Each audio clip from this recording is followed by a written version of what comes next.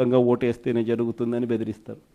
అయినా కూడా మన ఎంపీటీసీలు ఎక్కడా కూడా తలగ్గకపోయేసరికి ఎలక్షన్ టైం దాటిపోయేదాకా వాళ్ళని తిప్పుతూ ఎంపీడీఓ కార్యాలయానికి తీసుకొని పోకుండా కోరం లేదని ఎన్నిక వాయిదా.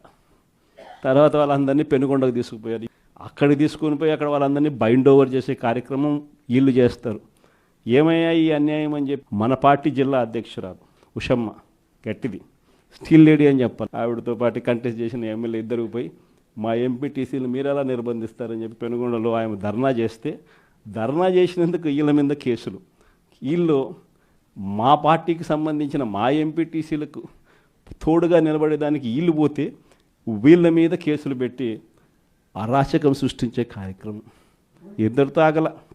మళ్ళీ రామగిరిలో మళ్ళీ ఎన్నిక జరపాల్సి వస్తుంది కాబట్టి భయానక వాతావరణం క్రియేట్ చేయడం కోసం అని చెప్పి లింగమయ్య అని చెప్పి మన పార్టీకి సంబంధించిన ఒక కురుబ నాయకుడు, ఒక బీసీ నాయకుడు ఏకంగా యాక్టివ్గా ఉన్నాడు అని ఆ మనిషిని కొట్టి చంపారు.